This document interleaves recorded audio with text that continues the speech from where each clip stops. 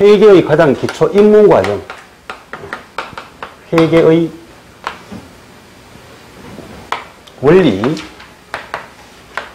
이론 과정을 먼저 진행을 하고 나중에 이론이 어느 정도 진도가 나가고 나면 전산 실습을 같이 병행할 겁니다. 병행하면서 우리가 한국세무사회에서 하는 자격시험은 6월 9일 현재 예정이 되어 있는데 이론은 항상 그 15문항입니다. 15문항에 30점. 다음은 실기가 70점. 이렇게 배점이 되어 있어요. 이건 모든 급수가 다 똑같습니다. 이론 15문항에 30점, 실기가 70점 이렇게 되어 있습니다. 보통 이론은 전체적으로 해서 100점 중에 70점 이상이 되어야지만 합격이죠. 그래서 시험을 제일 잘 치신 분은 70점, 제일 못 치신 분은 69점. 네. 그렇겠죠. 69점과 70점은 천당지옥이에요. 그죠? 그리고 또 자격증이라는 것은 하나의 라이센스로서 형식 요건입니다. 그것보다 더 중요한 게 본인 실력 갖추는 거예요. 예. 실력만 제대로 되어 있으면, 자, 우리 이 교육 과정이 꼭 자격증 취득만이 목적은 아니에요. 그죠? 제일 중요한 목표는 취업입니다. 그리고 취업 자리는 우리 이게 교육 과정을 중급 이상 마치고 나면 자리는 널려 있습니다. 사람이 없어서 못 보내지 자리가 없어서 취업이 어렵거나 이런 건 전혀 없습니다. 취업 자리 늘려져 있어요. 그리고 전국 어디에 가든 간에 이쪽 분야는 취업 자리는 다 있습니다. 그래서 이 분야는 아주 좋은 분야를 선택하신 거예요. 그런데 이게 이제 처음 기초 과정을 적응해 나가면서 어렵다, 재미없다 이렇게 되어버리면 당연히 이쪽 분야하고는 적성이 안 맞아버리겠죠. 나하고 이제 흥미를 붙여서 재미있게 적성을 맞추어 나가야 됩니다. 그러면은 반드시 좋은 결과가 있을 거예요. 자, 우리가 이런 자격증을 취득하고 나중에 취업을 했을 때 가장 큰 관건은 자신감이거든요. 내가 어떤 회계나 세무에 관련되는 장부 정리하고 이런 업이 주어졌다, 임무가 주어졌다 이거예요. 그런데 일을 해보니까 내가 재미있고 내가 충분히 잘할 수 있는 자신감이 생겨요. 그럼 일이 재미있겠죠. 회사 나가는 자체가 즐겁겠죠. 그러면 처음에는 보수 이런 부분은 신입이니까 당연히 낮더라도 그 일에 재미를 붙이면 나중에는 기술자가 되는 거고 당연히 인정을 받고 보수는 올라갑니다. 그래서 그냥 막연하게 시간만 띄워서 이 공부만 한번 해보지 이렇게 이제 접근하는 거랑 정말 열성적으로 노력하는 사람이랑은 차이가 있겠죠. 그래서 노력하는 사람이 일반적으로 적응하는 사람보다는 당연히 더 우수하겠지. 그럼 노력하는 사람 위에는 뭐예요? 응? 즐기는 사람. 그렇죠. 그 일을 즐기는 사람이죠. 네. 정말 노력하는 사람보다는 이 일이 정말 내한테 적성이 맞고 재미있어서 흥미있게 이렇게 하다 보면 이 모든 일 자체가 즐거워져요. 즐기면 시간 가는 줄도 몰라. 그럼 누구에게나 다 인정을 받아. 그래서 이 일 자체를 즐길 수 있는 수준까지는 올라가 줘야 돼. 즐기는 사람 위에는 그 다음 단계는 사랑하는 사람이에요. 그러니까 내 모든 걸 다 거기에 던질 수 있다는 이야기죠. 이 업 자체, 이 직업 자체가 정말 나하고는 적성에 맞고 나는 이걸 위해서 뭐든지 다 던질 수 있어. 이렇게 된다면 그쪽 분야에서는 나중에는 독보적인 존재가 될 수 있겠죠. 그러면 한 분야의 전문인이 되는 거예요. 그래서 우리가 직장이라는 개념이 있고 직업이라는 개념이 있습니다. 그죠? 대부분 자꾸 직업을 찾거든요. 직장을 찾거든, 직장을. 좋은 직장 어떻게 없나. 파라다이스 직장이니, 이렇게 좋은 직장을 찾는데 좋은 직장은 오래 가질 않습니다. 어디든 간에. 뭐 대기업 이렇게 가면은 요즘 대기업 평균 정년이 얼마? 뭐 38선, 45정 이런 말 들어보셨나요? 38선이 뭐죠? 정년이 38세에는 선택적인 상황이고 45세는 당연히 잘린다는 이야기죠. 그게 38선 45정이에요. 이런 말이 있듯이 직장은 영원하지 않습니다. 그러나 직업에서 전문인이 되면 영원합니다. 정년 없습니다. 이쪽 분야의 일을 가지고 정말 내가 한 분야의 전문인이 되었다라고 한다면 70, 80까지도 일을 할 수 있습니다. 정년이 어디 있어요, 그러면? 자, 그래서 이제 그런 전문인이 되기 위한 출발 단계를 오늘부터 해나가는 거예요. 저는 한 80까지 경제활동 일할 거예요. 일할 수 있는 준비가 되어 있습니다. 그렇죠. 그만큼 이제 그 전문적인 분야, 자기를 그만큼 자기 몸 자체를 상품화 만들어줘야 되는 거예요. 그래서 제일 좋은 게 이 지식 공부에 투자하는 게 가장 좋은 겁니다. 제가 볼 때. 자, 재물은 갖고 있으면은 주위에서 뺏어갈 수도 있어요. 그죠? 내 게 아니야. 내가 갖고 있을 때만 내 거. 그러나 지식은 한번 쌓아놓으면 영원한 내 거예요. 쓰면 쓸수록 더 빛나고 더 활용 가치가 높아지고 다른 건 쓰면 쓸수록 없어지죠. 소모성이지만 지식은 쓰면 쓸수록 더 빛나는 겁니다. 그래서 자기 개발에 투자하면서 이렇게 노력해 나가다 보면 한쪽에 전문인이 되었을 때는 거기에서는 평생 직업에서는 걱정할 필요가 없는 거죠. 그래서 이제 오늘부터 시작해서 제가 이 전문 직업인이 될 수 있도록 제가 한번 출발해 나가 보겠습니다. 그래서 회계 입문에서 제가 이 강의는 처음 시작한 게 79년 4월부터 시작을 했어요. 이게 다 태어나기 전, 그 이후에 태어난 사람 별로 없어요. 79년 4월부터 했으니까. 오래됐죠. 원래 이제 만 34년? 그렇게 됐어요. 젊어요? 젊게 받아서 고맙습니다. 나중에 내가 밥 한 끼 살게. 자, 첫 번째는 이 회계의 기본 개념. 뭐 기본 원리, 기본 원칙 이렇게 놓나요? 기본 원리. 앞부분은 제가 책을 보고 좀 해나가 볼게요.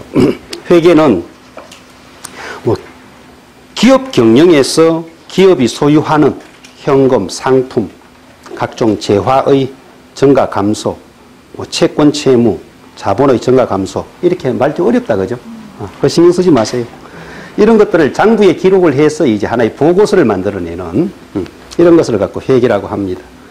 그래서 이제 회계의 기본 원리에서 회계는 기업 경영에 있어 이렇게 했는데 실제로는 기업뿐만이 아니라 일반 가정에서도 회계는 다 원래는 합니다.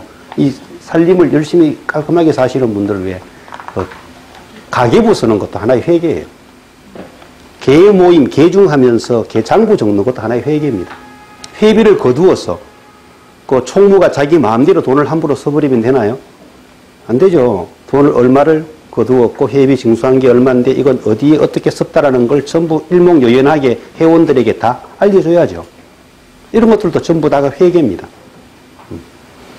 그래서 회계의 목적은 이제 기업을 중심으로 봤을 때 기업의 재무 상태 이렇게 나오는데 기업의 재무 상태, 회사의 재무 상태라는 말은 재산의 구성 내용 이런 뜻입니다. 재산, 회사 재산이 어떻게 되어 있나 이걸 먼저 파악을 해야 되고 한 가정에서도 우리 집 재산이 얼마냐 이거죠. 그리고 두 번째는 기업의 경영성과.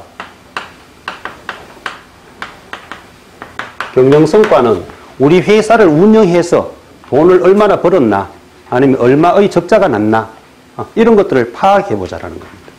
그런데 재무상태, 재산 구성 내용 이것은 자 회사든 일반 가정이든 재산은 딱 정체되어 있는 게 아니고 수시로 변합니다. 그죠?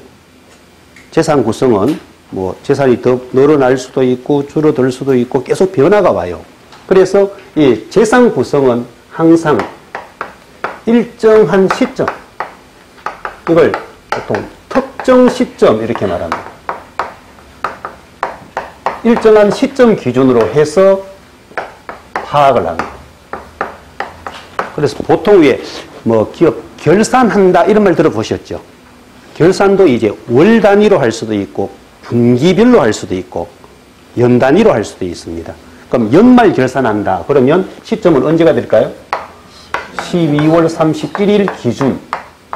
요 시점을 기준으로 해서 우리 회사 재산이 얼마냐 이거죠.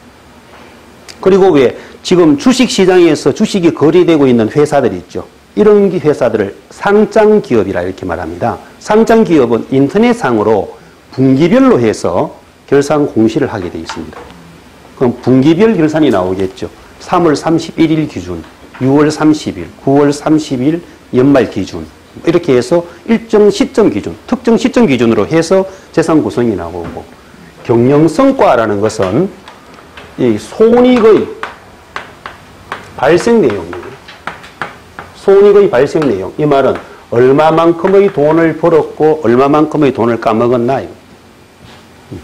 그래서 이 손익은 뭐 거래 한 건에서 얼마 벌었다 이런 개념이 아니라 회사의 경영은 영업활동이 계속적으로 일어나니까 원재료 사오고 물건 만들어 판매하고 유통업이라면 상품을 매입하고 판매하고 우리 위에 뭐 이마트, 홈플러스 이런 경우는 매입과 판매가 수시로 일어나잖아요. 그래서 얼마의 매출이 일어났고 이를 얻기 위해서 사들인 원가는 얼마며 인건비 주고 돈 얼마 남았다. 돈 얼마를 손해봤다. 이런 것들을 이제 파악하는 게 경영성과라 그래요. 그래서 이 경영성과는 일정 시점이 아니라 일정 기간 단위로 파악하는 것을 원칙으로 합니다. 그러니까 일정 시점의 회사 재무 상태 파악과 일정 기간의 기업 경영 성과를 파악하는 이것이 이제 장부의 기장을 하는 목적이고 이러한 것들을 파악하여 회계의 목적은 위의 내용을 파악하여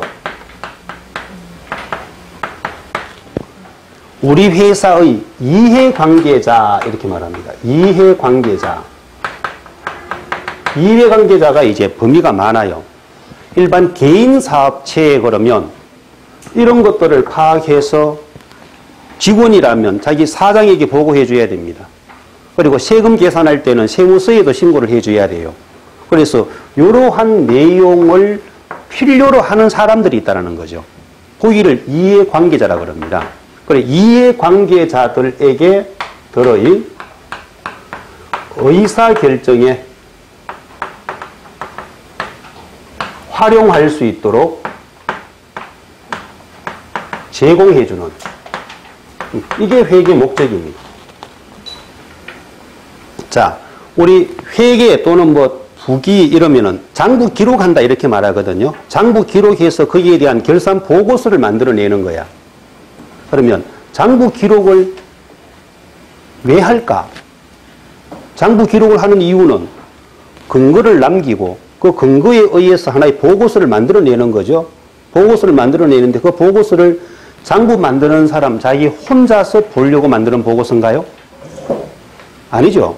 이 장부 기록하고 보고서를 만드는 것은 다른 사람에게 보여주기 위함이에요. 다른 사람에게 보여주기 위함. 그래서 이제 나중에 우리가 실제 장부 기록을 해보고 전산 실습을 해보겠지만 이 장부 기록을 자기 혼자만이 아는 용어로 쓰지 말라는 거죠. 그건 올바른 장부 기록이 될 수가 없는 거예요. 항상 상대방에게 보여주기 위함이야. 그래서 내가 이런 말로 표현했을 때 상대방이 어떻게 받아들일까? 장부 기록은 글로 표현하는 거잖아, 그죠? 글 표현이 잘못되어 버리면 또 전달이 잘못 넘어가겠죠. 그래서 그걸 정확한 글 표현으로서 장부에 반영하여 보고서를 만들어서 이런 사람들에게 제대로 전달될 수 있도록 그 작업을 해나가는 이것이 이제 바로 회계입니다. 그런데 이런 회계를 하는 데 있어서는 회계의 종류가 첫 번째는 기록하는 방법에 따라서 단식과 복식이 있습니다. 이 단식은 우리 일반 가계부 또는 뭐 개모임에서의 계금 또는 어떤 회에서의 회비 또는 정부도 과거까지는 단식을 했어요. 단식이라는 말은 정부가 살림을 살기 위해서는 일단 세금을 거두어 드립니다. 이게 세입이라 그래. 그래 정부를 운영하기 위해서 뭐 공무원 월급도 주고 다른 투자를 하는데 지출되었어요. 이걸 세출이라 그래. 그래 세입과 세출만 맞추어 나가면 되는 거죠. 얼마가 들어오고 얼마가 나간다. 이렇게만 기록하는 것을 갖고 단식이라고 합니다. 입출금 위주로만 관리한다는 거죠. 전체 수입이 얼마고 전체 지출이 얼마다. 이것만 관리하는 거예요. 가계부도 그렇게 관리하지 않나요? 가계부. 일반 회에서 회비 장부 만들 때도 그렇게 하죠. 수입 얼마, 지출 얼마, 그것만 다 하잖아. 현재 잔고가 정확히 있으면 되잖아요. 요걸 단식이라 그래요. 그런데 복식은, 자, 요거는 수입, 지출 위주의 관리가 일어나는 거고, 복식은 모든 구성 내용의 변화를 복합적으로 관리한다. 우리 단식이 2차원이라면 이건 3차원이라고 생각하시면 돼요. 3차원. 그러니까 어떤 기업이 경영활동을 하기 위해서 변화가 일어나면 이게 하고 물고 물린다는 이야기예요. 자, 예를 들어 이렇게 한번 생각해 보자고요. 우리 회사에서 필요한, 우리 회사가 제조업을 하는데 제품을 만들기 위해 필요한 재료를 사들였어요. 원자재를 사왔다 이거죠. 구입해왔다. 원자재를 사왔으면 그 다음 어떻게 해야죠? 원자재 대금을 줘야 될 거 아니야. 그럼 원자재를 그냥 갖고 오는 것만 되는 게 아니죠. 이걸 갖고 왔으면 돈을 줬다. 아직 외상으로 사왔다면 갚을 게 생겼다. 어음을 끊어뒀다면 또 뭐 나중에 어음 대금을 갚아야 된다. 그래서 내가 어떤 한 거래 행위가 일어났을 때는 그 한 가지 행위로만 끝나는 게 아니고 파생적으로 연결이 된다는 거지. 그럼 이 자재를 갖고 와서 그냥 가만뒀느냐? 아니죠. 또 제품 만드는데 투입을 했을 것이고 변화가 왔을 것이다 이거지. 이러한 제반적인 연결되는 것들을 복합적으로 관리하는 게 복식이에요. 그래서 이게 복합적으로 관리되어 나가면은 이게 절대적으로 한 가지 요인에 의해서만 딱 소멸되거나 새로이 발생하거나 이런 게 있을 수가 없습니다. 연결 고리를 다 물고 있어요. 그 연결맥을 다 찾아가는 거지, 그러니까. 이게 복식기장입니다. 그래서 우리 모든 회계 처리는 복식기장으로 갈 건데 이것도 조금 지나고 나면 별거 아니 다 추적됩니다. 우리 왜 이 경찰 또는 검찰에서 범죄 수사할 때 뭐 자금 추적한다 이러잖아요. 그러면 통장 자금이 어디에 어떻게 흘러갔는지 쭉 찾아가듯이 이 회계도 이 복식기장 해버리면 모든 게 연결고리를 물고 있다 보니까 이게 장부 연계성이 다 나타나게 돼 있어요. 한 가지만 단편적으로 빼먹거나 조작하거나 이렇게 하면 바로 나타나 버립니다. 그래서 이제 우리 정부도 전부 복식기장을 도입하고 있어요. 복식을. 자, 요거는 기록 방법에 따라 이렇게 나뉘어지고, 다음은 두 번째는 이용자에 따라서 영리와 비영리. 영리는 이윤 추구를 목적으로 하는 것이죠. 일반적인 기업, 사업자들이 하는 이러한 장부 기록은 전부 영리부기입니다. 이윤 창출이 주 목적이에요. 그런데 비영리는 이윤 추구가 목적이 아닙니다. 정부 또는 지방자치단체, 각종 외 뭐 사단법인, 무슨 재단법인, 그 외에도 여러 곳에 뭐 의료법인도 거의 비영리로 되어 있습니다. 그리고 이윤 추구를 목적으로 하지 않는 이러한 기관, 조직에서 장부 기록을 하는 것을 갖고 비영리 회계다 이렇게 말합니다. 그런데 우리가 앞으로 수업을 해나갈 내용은 전부 영리 회계 중심으로, 네. 영리 기업 중심으로 해서 복식 기장 방법에 의한 회계 처리, 이걸 해나가게 될 거다 이거죠. 그 다음은 네 번째 보면 회계 단위라고 있죠. 회계 단위.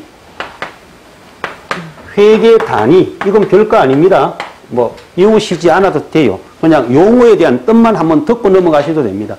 회계 단위는 어떤 하나의 장부 조직을 갖출 때 장부 조직의 내용에 포함되는 대상 범위다. 이렇게 보면 됩니다. 대상 범위, 즉 장소적 범위. 예를 들어서 어떤 재무상태표 같은 보고서가 하나 있어요. 어떤 하나의 보고서가 나오면 제일 먼저 앞에 뭐가 붙느냐 하면 회사명 이렇게 붙습니다. 회사명. 예를 들어서 삼성전자 주 이렇게 해서 보고서 내용이 쭉 나와 있어요. 이거 누구 거예요? 삼성전자 거죠. 맞죠? 삼성전자 거. 여기에는 삼성전자 전체 거네. 그런데 삼성전자 주 구미공장 이렇게 버리면 이 내용은 누구 거예요? 구미공장 것만 들어가 있죠. 요것만 있을 때랑 이게 있을 때랑은 내용이 같나요? 다르죠. 이게 회계 단위입니다. 단위의 차이점. 이해하시겠어요? 그래서 장소적 범위를 먼저 세팅해 줘야 된다 이거지. 누구를 위한, 누구의 내용이 들어와 있는 거냐 이거지. 그냥 삼성전자 주 이렇게 들어와 있으면 삼성전자 전체 걸 넣었구나. 또는 삼성전자 구미공장, 그러면 구미공장 것만 들어와 있네. 이런 뜻이죠. 그죠? 그래서 어떤 하나의 장부를 만들 때에도 이 장부의 어느 범위를 대상으로 해서 만들 거냐 이거죠. 예를 들어서 우리 지방자치단체에 그러면 대구광역시 중구 이렇게 중구 것만 나오겠죠. 대구광역시 이렇게 버리면 시 전체 게 나오겠죠. 이걸 결정해 주는 게 회계 단위다 이렇게 보시면 돼요. 장소적인 범위. 그걸 먼저 범위를 끊어줘야 된다. 아시겠죠? 네. 다음은 회계 연도입니까? 회계 연도. 회계 연도는 회계 기간 이렇게 하는데 우리 모든 회계 처리에서 이 연도를 정할 때는 전부 1년 기준으로 1년 기준 원이얼 룰이라 해서 1년 기준으로 가는데 1년을 물론 개인 사업자는 선택의 여지가 없어요. 무조건 1월 1일부터 12월 31일까지. 개인 사업자는. 우리 회계 기초는 일단 개인 사업자 중심으로 오거든요. 1월 1일부터 12월 31일까지. 이렇게 해서 한 회계 기간이 정해졌어요. 정해졌으면 중간에 보통 이렇게 많이 끊는 경우도 있죠. 상반기, 하반기. 요거는 반기별로 끊을 때. 반기는 6개월 단위죠. 또 여기서 또 반 나누어. 그걸 뭐라 그래요? 분기. 분기는 3개월 단위죠. 1, 4분기, 2, 4분기, 3, 4분기, 4, 4분기. 이렇게 분기별로도 나눕니다. 그래서 이제 한 회계 연도, 즉 회계 기간이 정해지면 처음 시작되는 날짜를 기간의 처음이다. 그래서 기초 이렇게 부릅니다. 기간의 처음. 끝나는 날짜를 기말 이렇게 불러요. 종료되는 시점을 기말. 회계 기간이 처음 시작되는 날, 회계 기간이 끝나는 날, 기초, 기말 이렇게 나뉘어집니다. 그리고 이번 당해 연도. 자, 우리 이 회계에서는 한자 용어들이 좀 많아갖고 요즘 젊은 세대들이 좀 받아들이는데 두드러기 반응이 좀 일어나. 한자 용어가 되게 많아요. 한글로만 해보면 쉬운데 거의 내용들 용어 보면 다 한자 용어들이 많아. 우리 회사를 다른 말로서 뭐라고 부르죠? 한자 용어로 보통 당사 이렇게 많이 불러요. 당사. 들어보셨나요? 당사는 이렇게 많이 표현하잖아요. 당사는 이 말이 우리 회사는 이런 뜻이에요. 그래서 우리 점포를 당점 이렇게 부릅니다. 그리고 이번 회계 기간, 지금 2013년이야. 이번 회계 기간은 당기, 당의 연도, 당의 기간, 해당 당의 기간 이런 뜻이에요. 당사, 당기, 좀 같은 말입니다. 자, 이게 이번 기야, 그죠? 그러면 2013년이 당기면 직전 연도 있었겠죠? 직전 연도는 2012년을 전기라 그럽니다. 전기. 그리고 2014년 다음 연도죠. 다음 연도는 전후 이렇게 쓰면 좋을 건데 후기라는 말을 안 쓰고요. 후기하면 요거하고 혼돈이 되니까 다음 차자를 씁니다. 한자에 다음 차. 그래서 차기, 후기 이렇게 하면 늦은 기간 이런 뜻이 되어버리니까 이걸 분명히 구분하자. 다음 기간으로 표시하자. 그래서 차기 이렇게 쓰는 거예요. 전기, 후기 쓰면은 전후가 맞는데 그죠? 앞전이고 다음 차자를 쓰는 거예요. 전기, 차기. 그래서 이제 보통 우리가 일정 기간 단위로 이렇게 끊어서 장부를 만들면 작년도의 영업활동이 일어났던 내용을 한번 장부 마감을 칩니다. 마감을 정리하고는 남아있는 금액이 넘어오게 돼요. 작년도께 넘어온다. 넘기다 이런 뜻을 넘기다 2월 이렇게 씁니다. 2월. 그럼 전기에서 넘어왔다 그러면 전기 2월. 또는 다음 기로 넘겼다 차기 2월 이렇게 씁니다. 전기 2월, 차기 2월. 그리고 또 어떤 경우는 장부를 월 단위로 만들 수도 있거든요. 월 단위로 했으면 자, 지금이 4월이라면 4월 1일에서 4월 30일까지 월 단위죠. 이번 달을 당월 이렇게 쓰지 않나요? 이름을 익숙하죠? 당기 하니까 처음 듣는 것 같은데 당월은 많이 들어본다 그죠? 같은 개념이에요. 그래서 1일을 뭐라 그러죠? 기초예요. 월초라고 하지 않나요? 월초. 그리고 말일은 뭐? 월말. 앞에 3월을 전월. 다음 달을 4월. 그러면 전월에서 넘어왔어요. 그러면 전월 2월. 그러니까 월 단위로 장부 마감하는 경우 있거든요. 뭐 현금 출납장 이런 것들은 워낙 변화가 많이 있으니까 한 달 단위로 마감을 끊을 수도 있어요. 그래서 전월에서 넘어왔으면 전월 2월. 다음 달로 넘긴다면 4월 2월. 이렇게 용어를 쓰는 거죠. 용어 이해됩니까? 네. 자, 이렇게 해서 이제 회계 기간, 회계 연도 이렇게 정해져 있고, 그리고 보통 이제 짧은 기간에 장부의 수시 검증하고 기록 내용의 정확성을 파악하기 위해서 중요한 과목들은 이렇게 월 단위로 해서 보고서를 만드는 경우도 있습니다. 월 단위로도 하고 분기 단위로도 하고 반기 단위로도 하고 외부에 보고하는 것하고 세무 신고하는 것 이런 것들은 보통 연 단위로 갑니다. 1년 단위로. 이렇게 해서 이제 이게 회계의 기본적인 용어 정리 내용이었어요. 자, 잘 뭐 이해 안 되는 부분 이런 건 없죠. 그래서 이 회계 기간은 1년을 초과해서는 안 됩니다. 반드시 1년 이내 기간을 정해서 적용해야 한다. 그래서 이번 시간에는 회계의 기본적인 용어 정리를 좀 봤습니다. 기본적인 용어 정리를 봤고, 그럼 잠시 쉬었다가 이제 본 재무 상태부터 해서 적용 정리에 들어가도록 할게요.